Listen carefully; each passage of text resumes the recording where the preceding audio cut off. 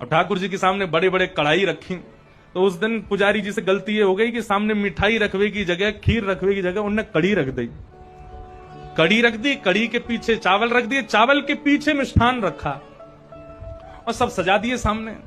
और सजा करके रसोई घर की किवाड़ लगा के 45 मिनट का भोग लगता है। 45 मिनट के लिए पुजारी जी चले गए। 45 मिनट बाद जैसे ही पुजारी जी भीतर आए तो क्या देखा, सिंहासन पर ठाकुर जी है ही नहीं। ठाकुर जी है ही नहीं वहां पर। पुजारी जी बोले, अरे भैया ठाकुर जी कहां गए? पूरे मंदिर में हल्ला है, वो सब इकट्ठे है गए, ठाकुर जी कहां चले गए? कोई ने कही, बोले छोटे से ठाकुर जी है सके, इनमें कढ़ाइयन में गिर गए हों, छानो। तो सिंहासन के आगे वाली जो कड़ी की कढ़ाई ही कही जैसे ही छानी, तो वहां में ठाकुर जी निकल आए।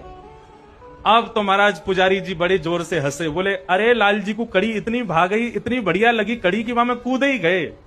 अब तो भैया रोज कड़ी बनेगी ठाकुर जी के काज। अब तो कोई भी उत्सव हो, कछु भी हो, रोज कड़ी बन रही है, रोज ठाकुर जी के आगे कड़ी रखी जावे। 10 दिन तक रोज कड़ी रखी। तो 10वें दिन रात में सपने में, पुजारी जी के सपने में ठाकुर जी आ गए और रोने लगे जोर जोर से। पुजारी जी बोले, ठाकुर जी रो काई को रहे हो? बोले मैं यहां मारे रो रहा हूं, तुम रोज कड़ी को भोग लगा रहे हो। बोले मैं तो यहां मारे लगा रहा हूं, बाद में आप कड़ी में कूद गए, इतनी बढ़िया लगी कि वहां में डूब ही गए, तो हमको लगी कड़ी ज्यादा पसंद आ गई है, तो रोज कड़ी को भोग लग रहा है।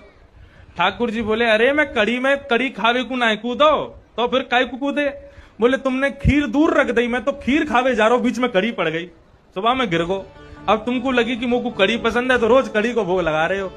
भैया मैं तो खीर खावे जा रहा हूं। फिर पुजारी जी ने क्षमा मांगी, अरे हमसे अपराध है गयो।